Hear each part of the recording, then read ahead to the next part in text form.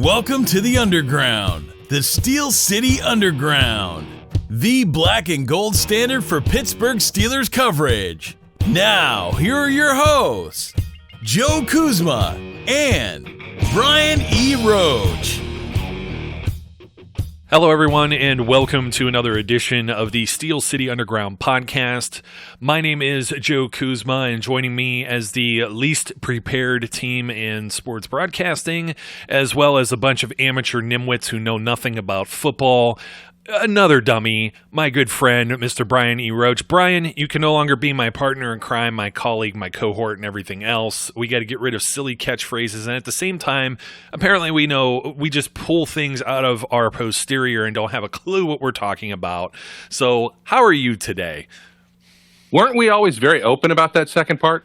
I think we were open about all these parts, to be completely honest. You know, it doesn't even insult me if somebody calls me an amateur or something like that, but to say I don't know what I'm talking about, and of course, Steelers fans, if you listened to our last episode, basically, I guess we became, I don't know, we're not permitted to talk about the Cleveland Browns, or at least say some things that everyone else is too afraid to say about the NFL, and Brian, I had to start this show off by just at least defending a few things that I ended up putting in some of the comments section, but geez, some of the people in the comments section, it's like, and they're Browns fans, more or less, trolling in there.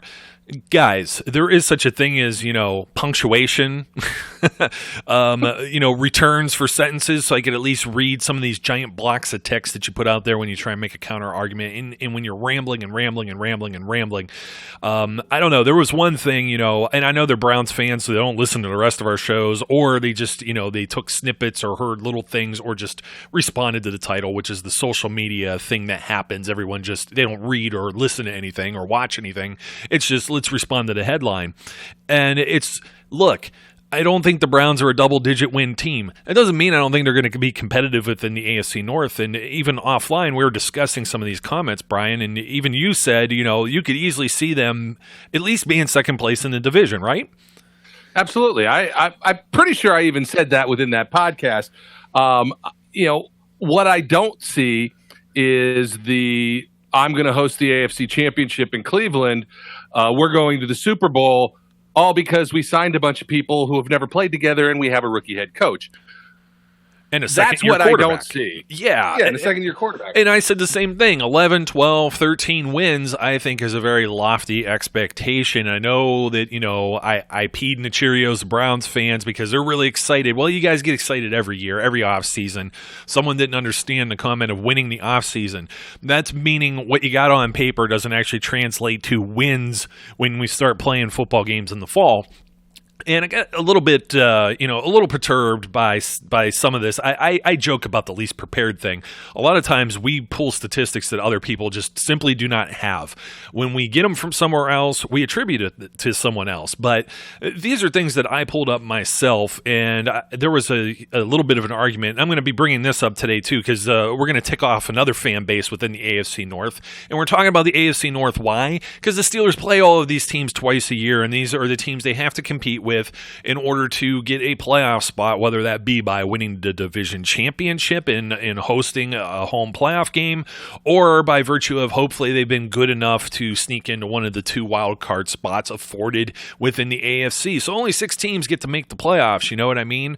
And winning your division goes a long way to doing that. So I'm going to talk about the Browns, and I'm sorry I pull you down from the clouds, but there's a lot of X factors there. In fact, at NFL Network, I was watching something, and they were like, how many games do the Browns win this year, or who wins the AFC North? And I think Nate Burleson was the one that he picked the Browns, and then he also said with an asterisk, because he's like, well, I can't go back on what I said earlier in the season, so I'm going with Cleveland, but Freddie Kitchens is the X factor or whatever in that, meaning we have no idea. I mean, everybody's like, oh, Freddie Kitchens offense, this and that. If the guy goes and tries to be a play caller and a head coach, it's pretty much how Mike McCarthy got fired last year. It's why Andy Reid had a very terrible last season with the Eagles. It's a lot to hold, a lot of responsibility. There's only like 4 guys that do it in the NFL, and Hugh Jackson did that too, and he was miserable at it, and he had to bring Pep Hamilton or somebody like that in. Who else was there? Like Al Saunders or something was an offensive consultant, and then they brought Todd Haley in and everything like that. And it's like, okay, so they ran a few different plays with Kitchens. They had some success with offense, but you're asking the guy to jump to head coach.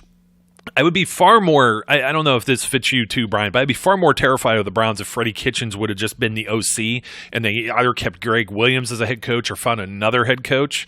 That's the way I feel about that there. I just think that they're going to change some things there, and you're relying on this guy to run the entire ship, and he was a coordinator for like 7 games maybe for last season. I mean, it's not, let me see here. So October 28th. Oh, yeah, that was my birthday. So October 29th is when Hugh Jackson got fired. So that was week 8. So he was he was essentially Freddie Kitchens was the offensive coordinator for half the season. And that's all the more experience he has as a coordinator or higher at the NFL level. And that's why I think that's a little bit of a problem here. But just explaining that and explaining the double-digit things and just coming down from the clouds, I think the Browns will hover in the 500 range, and they have a team that they're building, and it can go either way. And I'm just not ready to shoot the moon and say that these guys are Super Bowl contenders or one of the premier teams in the AFC, the entire AFC conference just yet. Yeah, look, it's... apparently we have no business covering the Browns or talking about the Browns because we don't, we're not fans of the Browns, so therefore we're not going to just say nice things. I get it. Look, a lot of exciting things happened in the offseason. You got some big names involved. But let me just say this about your comment about would I be more terrified of the Browns if? No, not particularly. Even if Freddie Kitchens was just the offensive coordinator and Greg Williams is the head coach, I'm not going to be terrified of the Browns until they give me a reason to be terrified of them. I have a lot of respect for what Cleveland has been trying to do over the past 2 seasons. I think they finally are doing things in a more correct fashion, and I like where they're at. I just don't see, I don't see the world through the rose-colored glasses that everybody else apparently sees the Browns through. And, it's ignoring certain glaring things like the schedule they have to just say, okay, they're going to roll to the Super Bowl. Just signing or trading for Odell Beckham Jr. does not make you the greatest team on earth. Just having a rookie quarterback in his second season who blew the first season by throwing an interception in the last game to lose to the Ravens does not make you the best team in the NFC or the AFC North. It just doesn't do that. Just because they're there doesn't mean it's all going to work out yet. So there are probably more examples of trying to put these dream teams together that don't work. As you said, the Eagles, I'll remember the Redskins, as opposed to them actually working. So, I give them props for making moves, being aggressive, trying to change the culture, trying to change what they're doing. And as I said, I think they will be second in the division.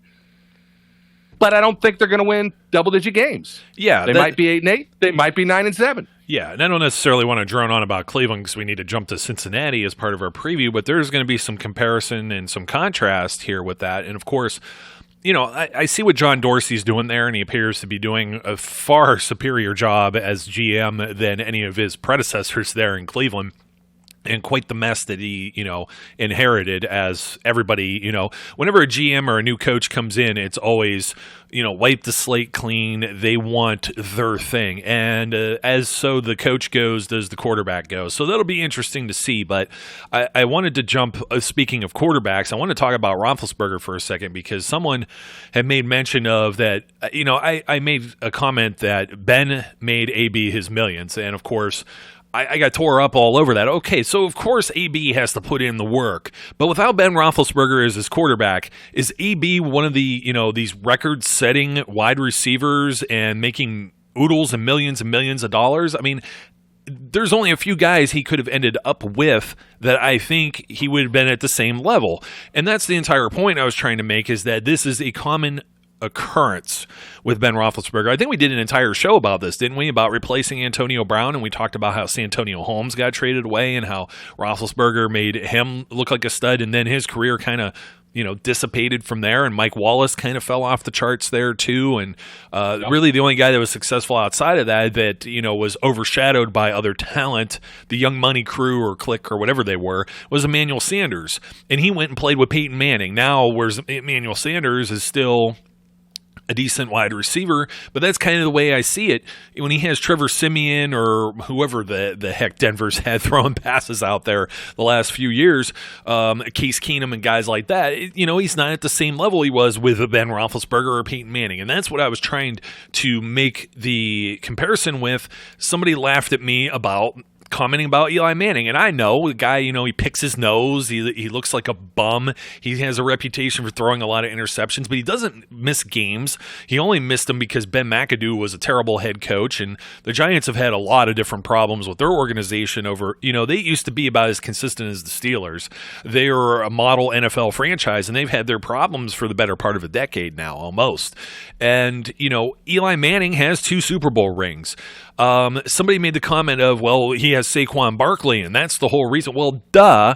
If you ever look at what Eli Manning has done, I mean, who did he have before? He had like Tiki Barber, and then he had like Ahmad Bradshaw. And then when you look at the wide receivers that he's had that have come and gone, and when they go, they don't have the same kind of success. And that was the same kind of comparison I'm trying to draw with Ben Roethlisberger, and I'm also trying to draw this to Odell Beckham Jr. joining the Browns. We don't know who Baker Mayfield is yet. We don't know that he's even going to have time to throw the ball based on that offensive line.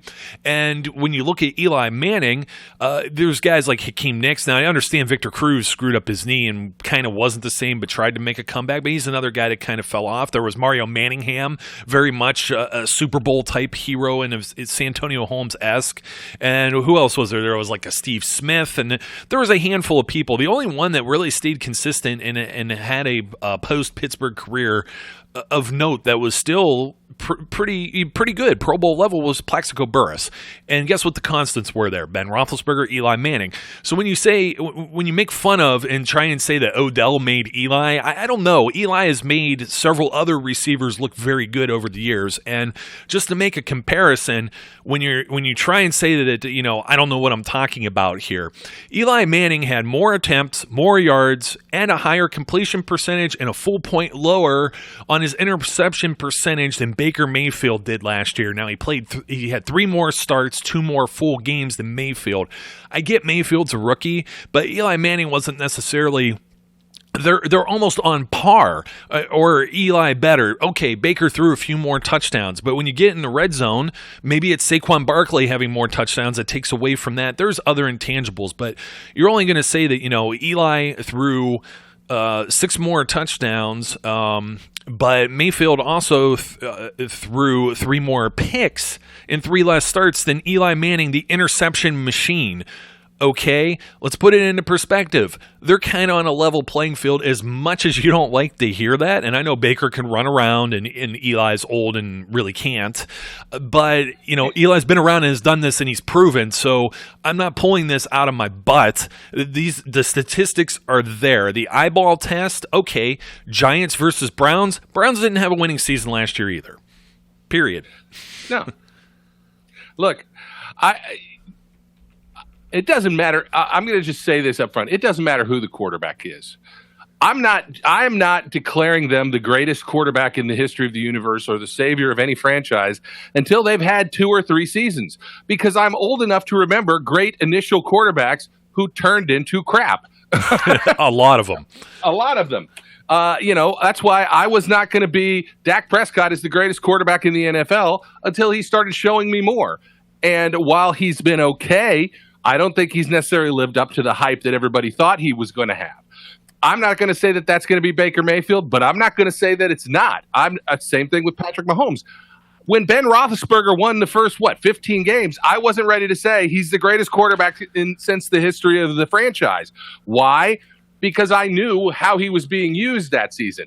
I thought he had potential, just like I think Baker Mayfield has potential, like I think Patrick Mahomes has potential. But potential means nothing unless you reach it, and that takes time. So it's not a slight against Baker Mayfield. I just happen to be the kind of guy who says, I'll wait and see. And it might happen and it might not. But I don't look at my projections and assume that it's going to be that way. I look at the projections and the schedule and say, here's what I think is going to happen based on the fact that this is a tough schedule, a rookie head coach, receivers he's not familiar with, and as a result, I think it's going to take time. And maybe this season isn't the season where the great Browns resurgent occurs. Well, and that's amen. Hallelujah. Can I get an amen? Yeah, there you go. I mean, you're preaching to the choir here. I think most of the Steelers fans, I mean, back when Ben came in, it was one of these things where, okay, not every first-round quarterback is instantly a hit. And you already had Phillip Rivers and Eli Manning go, and so he's the third guy in the draft. And how often does it necessarily work? And you have to trust everything that's going on. And the Steelers, front office knows what they're doing, and when they make the certain moves that they do. And, they had the Tommy gun, and they had Cordell, and we went through all these, and Jim Miller and Kent Graham and whoever else that Bill Cowher was saddled with trying to win. And you didn't know if Ben was still the real deal because you saw all the other mess that came before it. And then he had a great defense, and those Cowher defenses were always strong. And you weren't, and he was getting hit like a pinata too when you go later into Bruce Arians, being his OC and everything like that. And Ben, extended plays and things like that. And that's pretty much, it's just what I'm trying to get at here. It's not like, the Browns, I think a lot of people were taking that as, I still think they're a 0-win team. I don't think anybody should ever be a 0-win team. And that even surprised me when they were able to accomplish that feat. I guess accomplish is a bad word for that, but you know what I mean when I get to that. But, I really do want to talk about the Bengals here. And part of that is a comparison. And I'm going to compare several players here, but one of the things was I was talking about Tyler Boyd, a wide receiver for the Bengals, entering his third year, I believe, in the NFL, and being the same kind of player as Jarvis Landry. Jarvis Landry has, the spotlights, the bright lights, the name on the marquee type deal. He probably sells a lot of jerseys. Tyler Boyd does not, but yet their stats were very similar. And I was told that, it was told like a thing that kind of contrasted. It didn't make sense to me as put forth. And it was that Jarvis Landry was double teamed, but Tyler Boyd was the only option. If Tyler Boyd's the only option, wouldn't he be double teamed too? And shouldn't he be kind of garbage once Jeff Driscoll comes in there and plays a few games with him? But the truth is here, I have 13 games where Jarvis Landry played with Baker Mayfield as his starting quarterback. And I have 6 games that Tyler Boyd played without the benefit of A.J. Green. This is the same argument as Antonio Brown being on the field benefiting Juju Smith-Schuster. Well, A.J. Green got hurt. There's 6 games Tyler Boyd plays without him. And here is your comparison for these games. This is by average, 4.7 receptions per game for Jarvis Landry to 4.5 for Tyler Boyd. 0.2 difference. 53.7 yards per game average for Jarvis Landry. 53.7 to 68 for Tyler Boyd. So Tyler Boyd had more yards per game average than Jarvis Landry did. But their numbers are very similar, and they both had like about a fraction, like a third of a TD chance per game, the average that comes out, because they both had like 4 touchdowns or something like that over the span of the games, and that's how it averaged out. So very much similarities here. You know what I mean? I even took Tyrod Taylor out of it. I took AJ Green out of it and tried to put him on a level playing field, and they look like the same player. And people get mad because, Jarvis Landry is this Pro Bowl and All Pro and all this other stuff. And I get it. The guy, he's intense, and I think he's a great player. It's not to poo-poo him, but it's just to pump the brakes, man. Just pull back a little bit on this. Now, in doing all that, Brian, I mean, we're going to look at the Bengals, but I kind of wanted to do a little exercise here since I already put Tyler Boyd up against Jarvis Landry, and it's almost like if we say one or the other, we're probably going to be ostracized. Now we're going to really tick off Cleveland and Cincinnati fans, but this is kind of, when I get told I don't know anything about, especially like the Browns, I probably know more about the Cleveland Browns than most Browns fans, being as all these friends and family, like growing up in Northeast Ohio, it's half and half, Steelers and Browns fans. I've grown up knowing an awful lot about the Browns franchise, and I probably know as much about them as many Browns fans do. They're probably, aside from the Steelers, I know more about the Browns than any other NFL franchise. And with everyone, talking up the way the Browns are going to be this year, I want to put them side by side with the Bengals, and I know where this exercise is going. I do. You do. So we already talked Landry and Tyler Boyd, and I really want to say a push. I would probably still take Jarvis Landry over Tyler Boyd, just based on, it's the brand name versus the Walmart brand, right?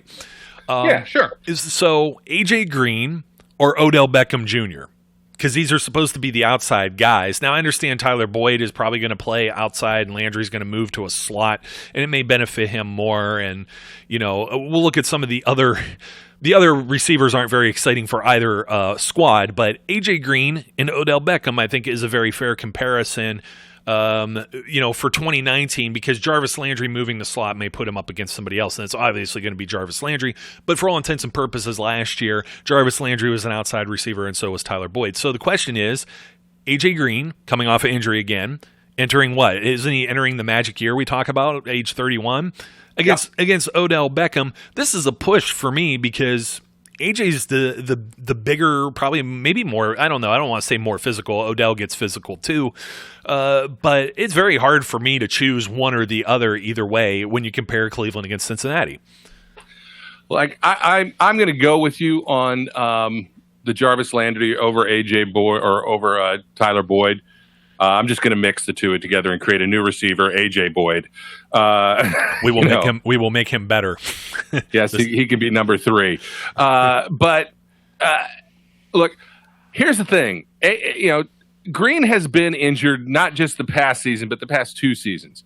And while Odell has also been injured the past 2 seasons, he has youth on his side. Plus, he's got. But, there's like flip this. That's a trade-off because while he has youth on his side, he's a smaller receiver. So he's got a smaller frame. That may go against him in the sense of not getting injured again. All that being said, youth tends to trump things for me. So I would say I probably lean more Odell against AJ at this point in AJ's career. But it's not a grand slam. It's not a situation where I go, clearly, this is the choice. If A.J. Green is healthy all season with Tyler Boyd and Andy Dalton decides that, he has a reason to try and win games instead of throw them away, then, look, I would be hard-pressed to say for sure that Odell Beckham is a superior target to A.J. Green. Based on where we're at right now, I probably lean Odell, but not heavily. Yeah, I mean, that's fair enough. And you already let the cat out of the bag as far as Andy Dalton versus Baker Mayfield. And for as much as we just said about Baker Mayfield, we haven't seen Baker Mayfield get terrified like a small child and throw the ball away to the sideline to no one. So, I mean, that kind of already gives you an indication of where we're headed with this. And Baker, I think we know who Andy Dalton is. And Andy Dalton has flashed, throw up in my mouth, but Andy Dalton has flashed, potential, but when's it going to actually get there? I mean, he's been playing, 8 years in the league? And he's just, I don't know. He's Andy Dalton, and I know he was banged up last year. When he came into the league, I mean, there was a lot of excitement around him, and he had the one season where he threw 4,200 yards and 33 touchdowns and stuff like that. And he's been in the Pro Bowl 3 times, but the Bengals overall have been a dumpster fire. They went to the playoffs 5 straight seasons. And that was from Dalton's rookie year on through 2015, and then all of a sudden, everything the floor has fallen out. They gone 6-9-1, 7-9, and then 6-10. And Marvin Lewis is out, and we'll talk about that in a second too, because this is very much a fair comparison to the Cleveland Browns situation, except for the fact that they have a guy that's in the position, although we don't know how much longer he's actually going to be that guy, because they went and they drafted a quarterback. Now, I even hate saying it because when you draft somebody like Ryan Finley and he's 4th rounder, pick 104. I don't know that he's necessarily going to jump in and be the starter, and that could be another situation that could be messy if the Bengals even try and play with fire with that. I think he sits for a year at least, and they try and figure out what's going on. But for all intents and purposes, Dalton is at least a veteran quarterback. He's probably averaged somewhere in the middle of the pack, but I think just looking at the ceiling and the unknown of year 2, we don't know if Baker Mayfield's going to be good or if he's going to be bad, as you were saying, the Dak Prescott thing, or many quarterback, RG3 and other quarterbacks who have fallen off the face of the planet in their sophomore season. So, of course, I have to go with Baker here. Look, I'm going to tell you the truth in that it'd be hard pressed for me after that game. After that throwaway on the 4th down, Andy Dalton was dead to me in all ways, shapes, and forms. Yeah. To me, if a quarterback is ever willing to just give up, then that's in their character. They're going to give up at times. And that was what that was. So I get it. He's probably been frustrated to a certain extent in Cincinnati, but there should be that inner desire to win always. That says I can't just go, well, 4th down, throw the ball out of bounds because who cares? Yeah. I just don't want to get hit again. So I'm going to take Baker over Andy Dalton. First of all, I think we talked about this in the Cleveland podcast. That is it possible that Baker Mayfield's upside is Andy Dalton? And while sure that's possible, I think it's unlikely. I think Baker Mayfield probably has more upside than Andy Dalton ever did. So, yeah, I'm going to take Baker over Andy Dalton in this instance, regardless of situations, just because Andy's proved to me in 8 years he can't win important games. Baker hasn't proved that yet. Yeah, exactly. And, and that goes to kind of the coaching. So we hit the quarterback and we hit the wide receivers, but let's talk about the coaches for a second. I talked about Freddie Kitchens, and I talked about, how he's basically been a positions coach, but that's been Zach Taylor too. He had 1 year as an offensive coordinator with the Dolphins back in 2015. And then he's basically been a quarterback and wide receivers coach. So offensive minded guy here. I don't know what he's really going to bring. And the Bengals, they got rid of Marvin Lewis finally. Marvin Lewis, for not being a winning coach, there was still stability there. You know what I mean? I was glad. I was glad with their mediocrity and not being able to get over the hump that they kept them for so long. But now there's change in the air here, and they have a new offensive coordinator in Brian Callahan, and a new defensive coordinator, and all this stuff going on in Cincinnati too. So there's a lot of the same kind of intangibles, but for all intents and purposes, Marvin Lewis was owned by the Pittsburgh Steelers. Geez, I don't even know the last time really. What is it, like 9 out of 10 games that maybe the Steelers have won against the Bengals head-to-head? I don't have the exact stat in front of me, but it's been, I don't even know. They may have swept them the last 3 years straight or something like that. They've been ragdolling them. And, we'll get to that in a second, but it's like, you look at the Bengals roster, and I know last year they were injured, but there's definitely, there's some talent here. You put the running backs up against each other. You got Joe Mixon. Okay, so he has another year of what we've seen on top of what we've seen from Nick Chubb. And you look at Gio Bernard against maybe a Duke Johnson, and they look like very similar situations, but I'm going to actually go out on a limb here. And again, maybe a hot take, but I'm going to say Joe Mixon is probably a more complete player, at least at this point, than Nick Chubb is. Yeah, I don't think that's a hot take at all. I think, he's got more time in the league. He's been given starting role a little bit better. He's in an offense that utilizes him more effectively. Yeah, I don't think that's a big hot take. Okay.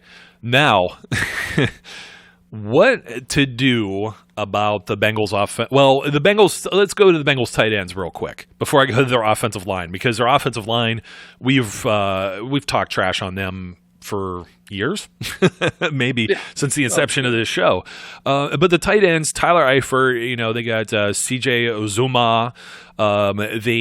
They drafted Drew Sample. And when I put that up against like David and now I'm going to say a healthy Tyler Eifert, because, immediately if the guy gets hurt in a game or two in and he's not playing, then it's all a moot point. But right now we're on the observation of a healthy Bengals team here. And it seems like I'm really talking up the Bengals. Bear with me, Steelers fans. I know a lot of you are rolling your eyes. Some of you may have already shut this off, but Tyler Eifert against David Njoku, I'm going with Tyler Eifert, a healthy Tyler Eifert. Seth DeValve and Demetrius Harris against Azuma and Drew Sample. I don't know, man. I think the Bengals match up really, really good there as well. Yeah, I think I really liked David Njoku. I wanted the Steelers to draft David Njoku. I still have very high hopes for David Njoku, but we haven't seen it. Yeah. And it is, admittedly, he hasn't had great quarterbacking, over the couple of seasons he's been there. But now with Baker Mayfield there, he still didn't necessarily show the consistency that you expect out of a guy like that. Now, he may show it this year. It is. I will. All that being said, it is so hard for me to take Tyler Eifert and to hold on to the caveat of a healthy Tyler Eifert, because first of all, that ankle injury, and and I don't even want to talk about it. Gross, nauseous. I don't want to talk about it. So I just kind of feel like, again, I may flip you on this, and I may slide Browns and Njoku over Eifert and his crew simply because Eifert has an injury history, and I need to know that he's fully recovered. I get what you're saying. If he is 100% healthy, I'd probably slide that way too. But I don't have any faith that that's the case. That's very fair. I mean, I can't disagree with anything you just said there. I mean, I almost contradict myself sometimes with some of these things. It's what's very difficult, but it's just, what I'm trying to do is I'm opening everyone's eyes to, are the Bengals the team that's kind of the team that you may have to keep your eye out for, like as far as like the Steelers having to be worried about a team. And as we go through these position groups and see how hyped up everything is with the Cleveland Browns, you start to see that the Bengals, they're not overhyped, already have these things in position. You know what I mean? They already have these things and have had these things that have not been successful. Maybe it's poor coaching, maybe it's injury bug, and maybe they just suck. You know what I mean? And what sucks is that they took this offensive tackle Jonah Williams with their first overall pick that they had in the draft, and probably because the Steelers jumped up and stole Devin Bush. And now the guy hurts his shoulder, and you were looking at potentially the Bengals offensive line that we've been making fun of forever, kind of maybe pulling around. You know what I mean? They had Cordy Glenn, Clint Bowling, John Miller, Billy Price. Billy Price, second-year player now? Probably the top center. They took him with the first-round pick last year. Cordy Glenn was a trade. Trying to see what else they had here. Clint Bowling's been around for a minute, too. So, I mean, I don't know. And then they signed John Miller. I don't necessarily know how that's going to bode, but when you put that up against, the Browns, and I'm coming back to the Browns once again, Billy Price versus J.C. Tretter. Billy Price, I think, has a lot more upside to be one of the top centers in the league. J.C. Tretter is not. He's an average guy. You look at left tackle, Cordy Glenn up against Greg Robinson, or I don't even know some of these tackles that are, deeper on this. They're all like college free agents and street free agents, and it doesn't hurt. There's a lot of undrafted. Steelers fans should know just as well. There's a lot of undrafted linemen that do break through the ranks. So again, not trying to rain on anyone's parade here, but Greg Robinson has been a project. I'm going to go with Cordy Glenn. I have Clint Bowling should be left guard, maybe, versus Joel Bitonio. Joel Bitonio is probably the best lineman that the Browns have now, ever since Joe Thomas left. Austin Corbett at right guard against John Miller, I mean, I don't know that Austin Corbett's the guy yet either. That could be a push. I know John Miller wasn't necessarily maybe great, and then you're looking at whatever the heck happens here. Right tackle, potentially, is it going to be Bobby Hart? I don't know what's going to be the right tackle now. Jonah Williams got hurt against Chris Hubbard, a guy we know very well from Pittsburgh, who was a conversion project, and he's an NFL starter, but I think he's average there. So when you look up and down the Bengals offensive line that we've made fun of versus, what the Cleveland Browns have, they look very comparable. And it sucks that Jonah Williams went away from this, because I think this could have nudged the Bengals as being a better line. Now they may be back in the dumpster. I don't know. Yeah, I think I gave them credit. I hope I gave them credit, because I was so happy that they actually addressed the need. It was so non-Marvin Williams-y. Yeah. It was like, oh my God, there's actually a head coach in Cincinnati who understands that his offensive line is important. And when they picked him, I thought that was great. And I really feel bad for the kid as well as the Bengals as much as I can, which I'm lying and I don't feel bad for them at all. But I do feel bad for Jonah Williams that he's going to miss the season. And you're absolutely right. If you plug him into that line, it is a immediately better line. Without him in that line, it is not as good. And that being said, I still give the Bengals the nudge over the Browns as a whole unit. First of all, the group they have has played together more. And secondly, the pieces you mentioned, I think they have better capable people on the line, especially in the middle with Billy Price, than the Browns do. So in this instance, I'm with you 100%. I nudge.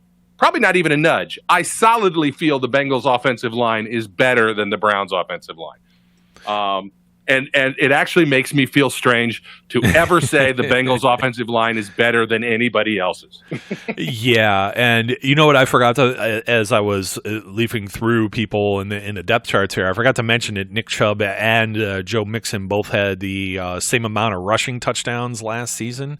So, and actually Chubb actually had one more extra receiving touchdown, believe it or not, which is quite odd when both teams have like their third down backs with Duke Johnson and Gio Bernard. But you look at the offense overall, and it's like when people are already starting to try and say that the Browns offense is going to be like, Kansas City's last year and put up all these points, I'm kind of like, I compare them to the Bengals and whatever the Bengals have been doing for all of these years. And I don't necessarily know that I have a hard time with this, man. I really have a hard time, because when you look at it, it's like, okay, they have somebody who statistically had just as good of a season as Jarvis Landry and Tyler Boyd. They have a Pro Bowl or a potential All-Pro receiver in A.J. Green. They have an average quarterback. He's not, absolutely terrible. He could at least, manage a game.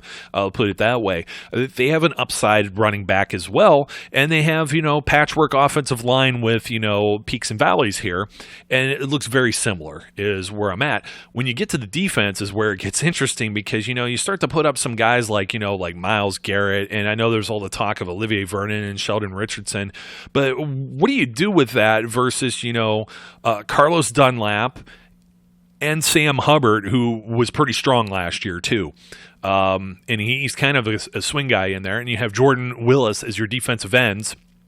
And then you have Andrew Billings, who, he still hasn't quite. This was the guy that we fell in love with during the draft, and then found out he was hurt and fell into the fourth round. So we still don't know a whole lot about him. But you have Geno Atkins, who's one of the best defensive tackles in all of football.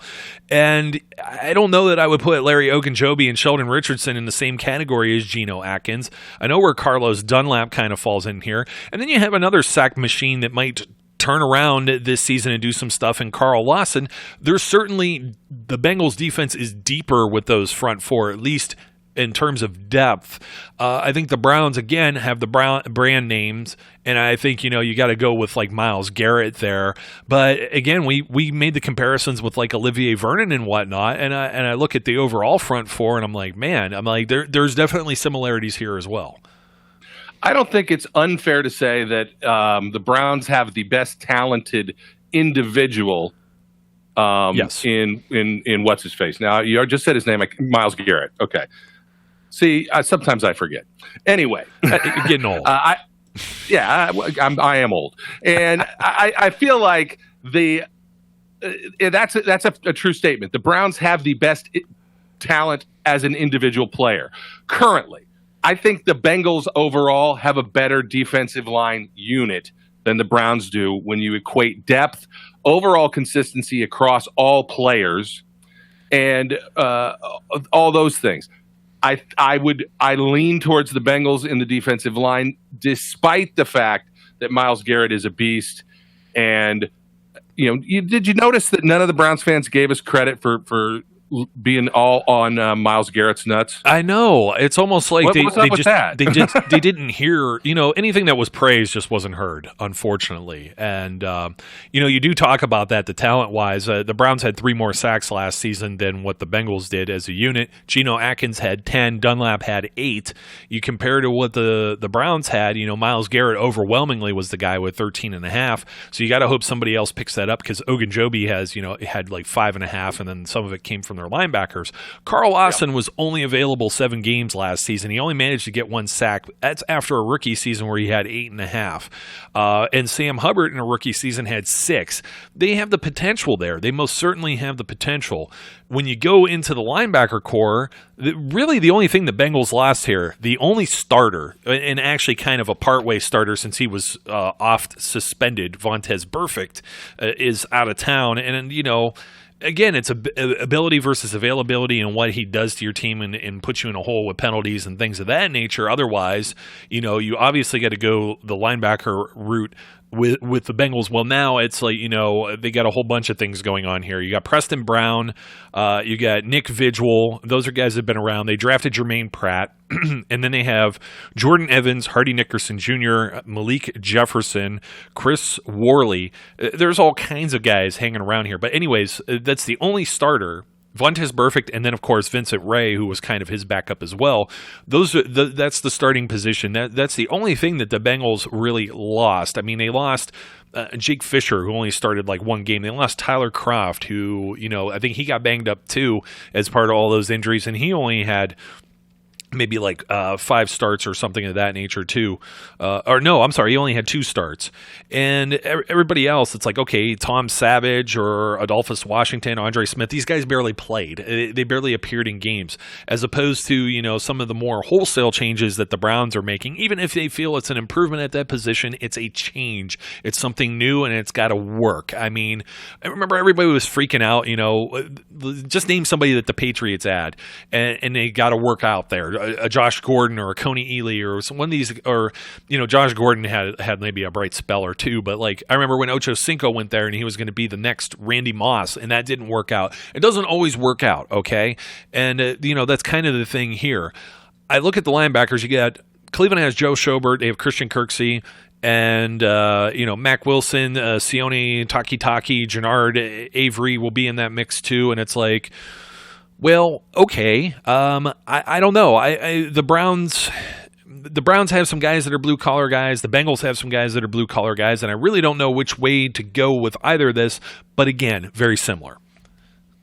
Yeah, I look at both these groups, right?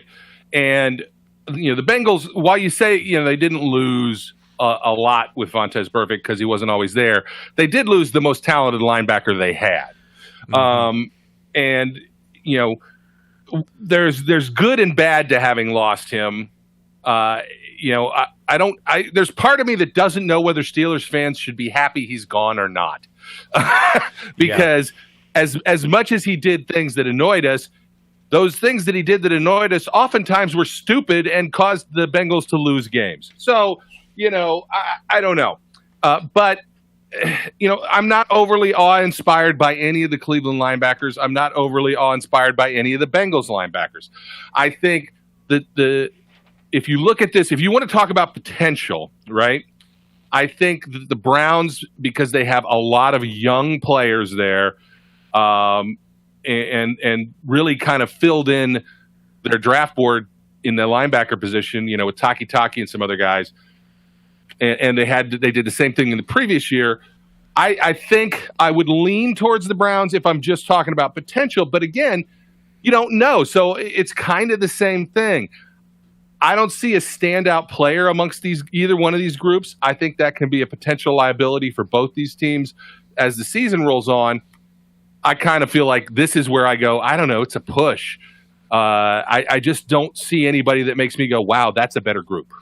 Yeah, I agree. And, in talking of the whole front seven, they finally moved on from Michael Johnson. He wasn't brought back. He had a really lackluster season, but he was a guy who picked up, a handful of sacks here or there, only a half sack last year. So they're moving on from him as well. And, I know I've been talking a lot about Cleveland. It's almost a half and half show. It's almost an all Ohio show here. But again, when you're making these type of comparisons, you go to the secondary, and this is where I really have a problem, because the Bengals, I don't necessarily want to call them loaded, but this group could even be better. It's hard for me to say with the Steelers, because the Steelers have unknowns. We don't know what Terrell Edmunds is going to be this year. Sean Davis had a quiet year, but it doesn't necessarily mean he's garbage. And then you have Steven Nelson added to this group, and we know who Joe Hayden is.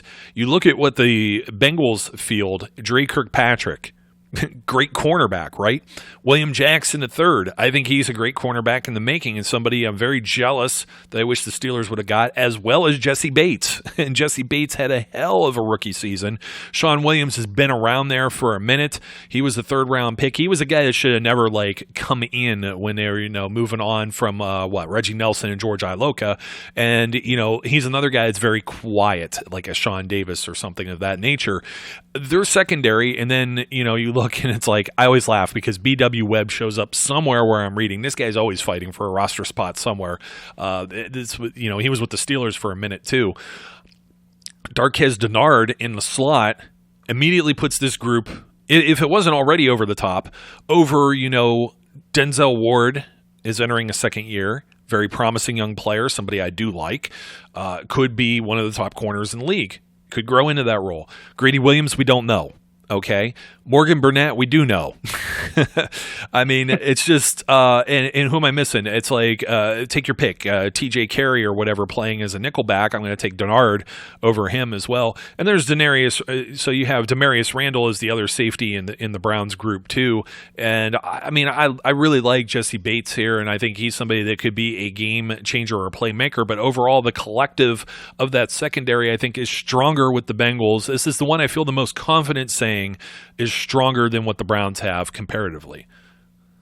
I got one question. Has Dre Kirkpatrick ever recovered from Le'Veon Bell's stiff arm? Never. Psychologically. Well, okay. He had a full year to think about it, though, because, Bell didn't play. True.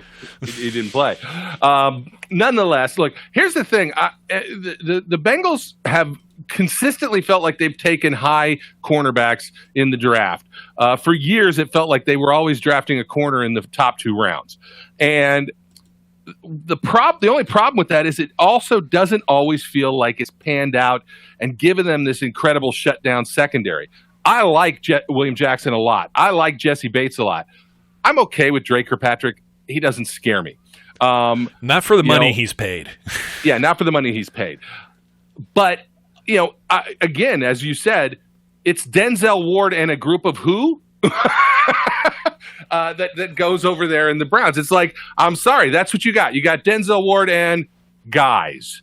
And people are going to say that we have Joe Hayden and guys, but I think Steven Nelson, I know that Sacktown Steeler is probably going to tell me I'm on Steven Nelson's nuts again. I'm not on Steven Nelson's nuts. I just think he's better than the guys we had in that position in past seasons.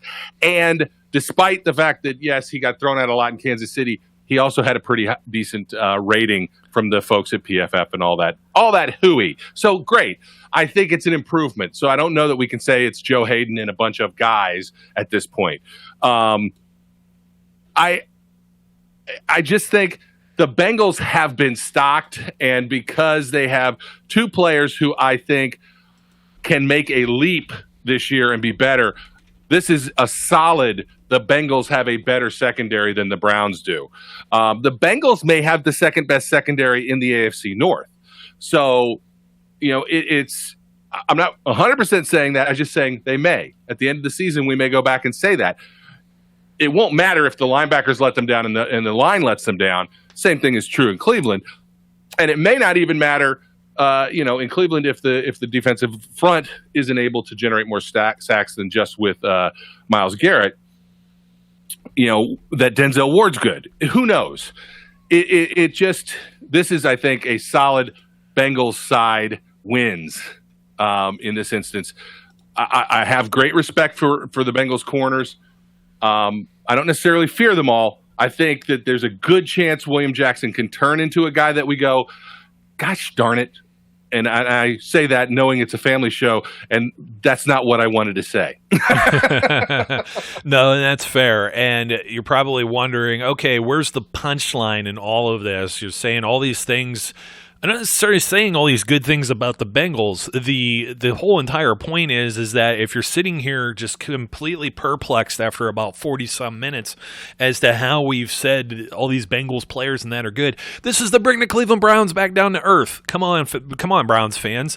I mean, the Bengals have the veteran players in these instances, and we're showing that they're almost comparatively, they're comparable in many cases. Now, why is that important? Well, in the last decade, the Pittsburgh Steelers have basically owned, I want to use a word, but it's a family show. Again, Brian, you know what I want to say. It begins with a B and it rhymes with snitch. But That's basically what the Bengals have been to the Steelers.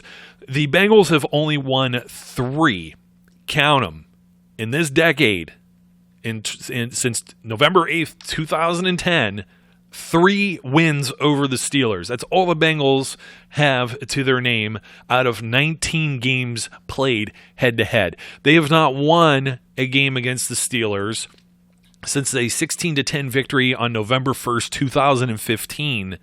And then they had 2 wins. They were in opposite seasons, but they were back-to-back, and that's all they had. They had one at the end of December in 2012. That's when the Steelers were 8-8, and then another in that 8-8 year as well, the following season in 2013. That's the only time they've been able to 3 times. And I know the Browns have had a little bit more success than that, right? I mean, they've at least tied. And I know that they haven't actually had a real victory since 2014. Oh, so they're in the same ballpark here. So there's the 1 tie and then the 2 losses. It just stitches further together that the Steelers have pretty much had a dominance over both of these teams. And when you look at the talent comparatively on the rosters, I don't care if it's the brand name versus the generic brand, the generic value. When you look at these players and you put them up and you put up statistics and everything else, and then you look at schedules, I don't see the Bengals being any further less talented or competitive than the Cleveland Browns. But in saying that, I still don't think the Bengals are a real threat in the AFC North. I don't think they're a postseason contender necessarily either.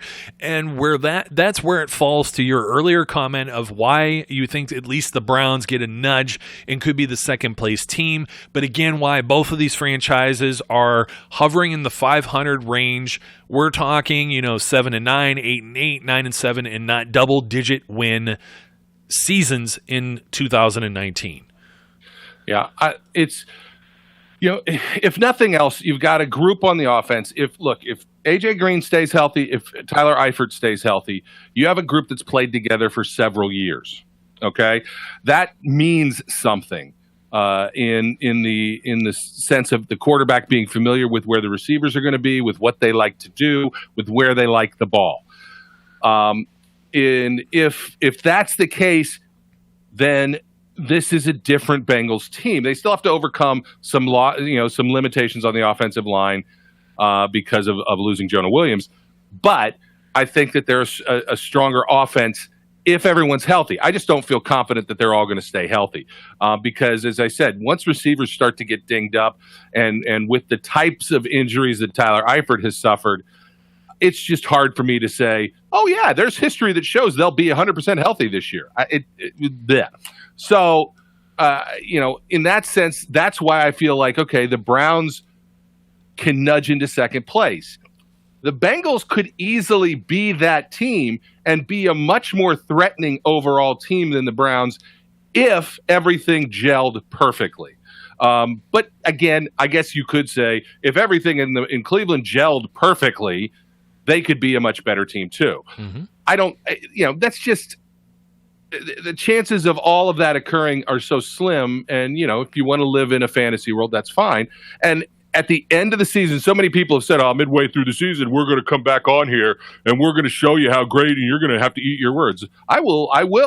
I don't have any problem saying, you know what? They did better than I thought they would. I've done it with the Ravens, man, unfortunately. Yeah.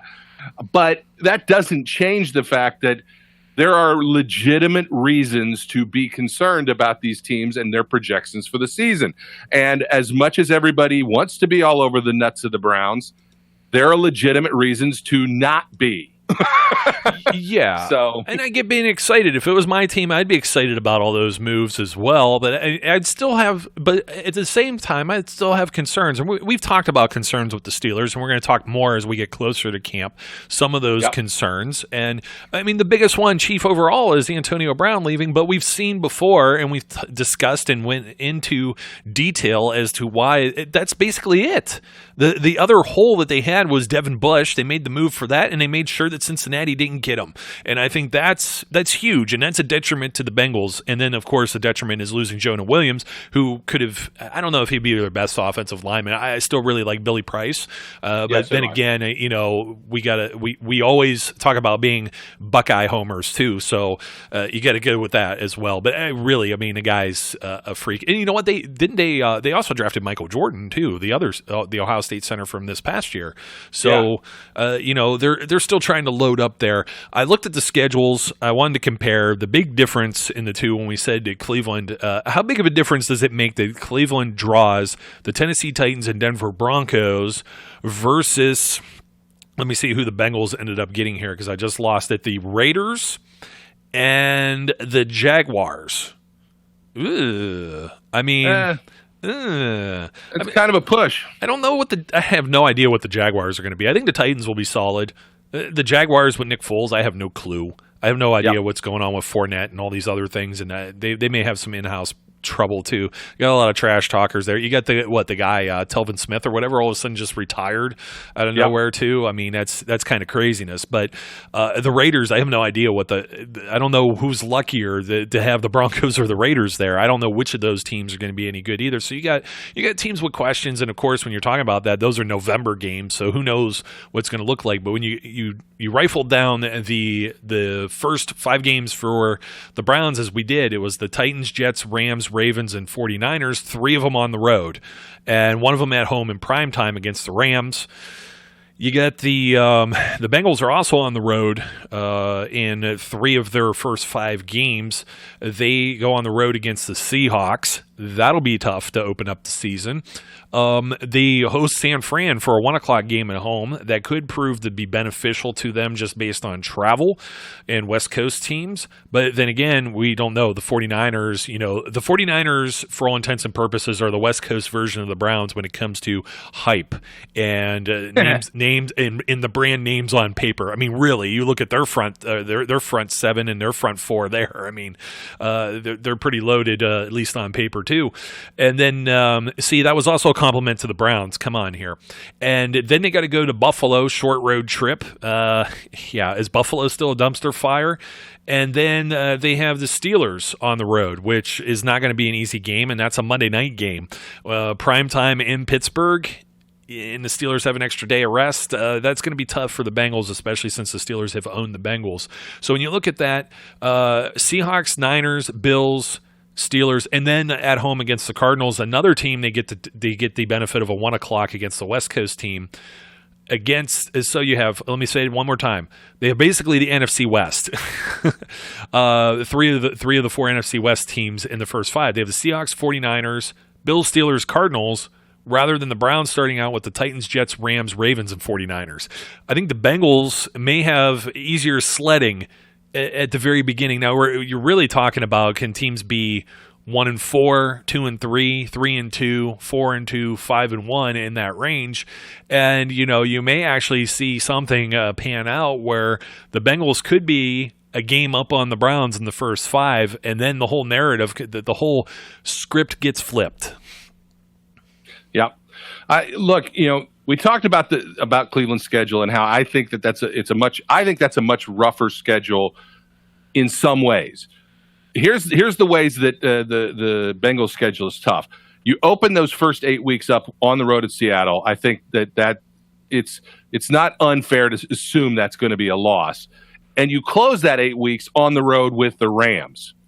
That's a tough set of bookends there. They've got a road game with two divisional foe road games, the Steelers and the Ravens. Those are both toughs. Although the Bengals tend to make the Ravens have some issues. So that I don't want to look at that Ravens game and say, oh, that's the Bengals are going to lose because it's in Baltimore. They tend to beat the Ravens more than they should. Yeah, and I'm actually going to pull that up because it's a very good point. And even at the end of the season, they usually get their number. And yeah, I mean, it's very true. That is. How else can I say it? I mean, that they have been the crux. It's kind of like how the Ravens are a foil to the Steelers often, no matter how good or bad they are. And then you have the same thing happening with the Bengals doing it to the Ravens. Yeah. So I look at the schedule and I said I didn't think it was unrealistic for the Browns to be like 2-5. I don't think it's necessarily unrealistic in this instance to say that the Bengals could, win against the Cardinals. They could win against the 49ers because it happens to be in Cincinnati, win against the Bills, and be 3-5? Is that what this first 8 games? Yeah, 3-5. So that puts that as a very similar start, but yet a game, potentially a game ahead. The second half of this schedule it's got a couple of roadblocks in it. Again, you got the other teams in the division, and they have 2 face-offs with the Browns.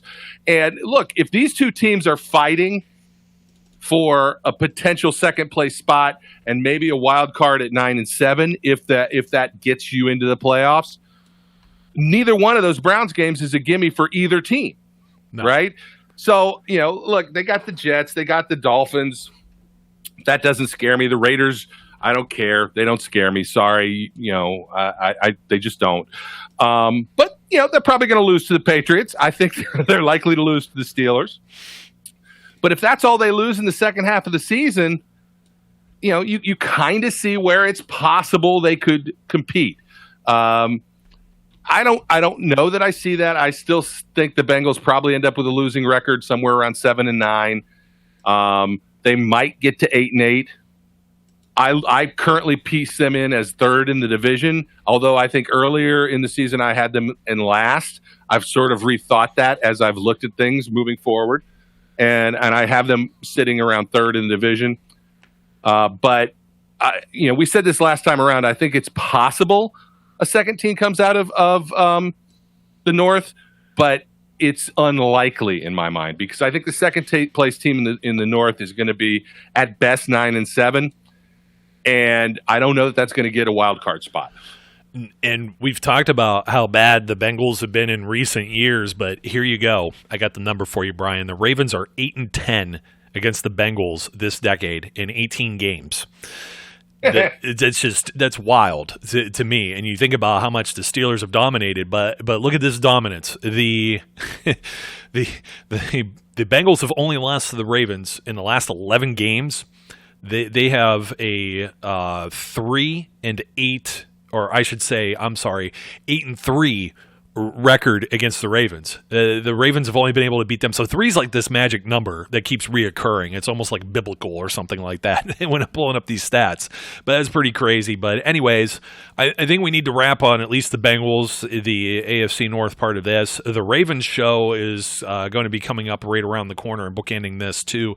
And then we're going to come back and we're going to compare and we're going to do some positional things the same way with the Steelers and get into some training camp stuff because it'll be about that time as well. So listeners out there, thank you for your support. I know we're talking about other teams, but I got to give you the right kind of mindset of, the Browns aren't the big scary team that you should be thinking that they are. if they get to that point, I mean, I think the Steelers are more than prepared to handle them. I think that's the other part of this equation that's getting lost in all this. Forget about Le'Veon Bell. He was gone last year. It didn't matter. I know the Steelers didn't make the playoffs. There were a lot of internal things that happened. The headaches are maybe gone, and perhaps the weaknesses that we'll cover have also been strengthened through the offseason, and it's going to be fun. It's going to be a fun AFC North because we're seeing there's going to be parity here. We're going to have a Browns team that's no longer at least the basement dweller doormat of the division, and that could very well be the next team we go to cover when we get to the Ravens. So, Brian, once again, thanks for joining me today. As it always is, it's always a pleasure, and I look forward to this season more than I have in a long time for a variety of reasons. But one of them is, as you said, I think this is going to be a much more competitive AFC North, at least in some ways. And it'll be nice to have those teams maybe beat up on some other teams. That would be also nice. Maybe keep the Ravens and Bengals out of the Steelers' reach as the Steelers win 16 games in the season. They only play 16. They'd be undefeated. But you know how it is. We did that exercise. Was that last year when we did that? And I think people hung on for the full hour as we went through the schedule predicting wins and losses. And we didn't predict a single loss. Clearly, we were wrong. But, yeah, well. Clearly. But we have no bias. We have no dogs in the fight. So no horses in the race or anything like that, right? So, Hey, if you come on and you're listening to a Steelers show, what else do you expect? I mean, we try and be at least somewhat fair and realistic with some of this stuff, but we still think the Browns and Bengals both suck. So anyways, until next time, my name's Joe. He's my partner in crime, Mr. Brian E. Roach. We encourage all of our listeners to be safe, be good, and we'll catch you later. We would like to thank you for listening and remind our listeners to follow us on social media and our website, www.steelcityunderground.com.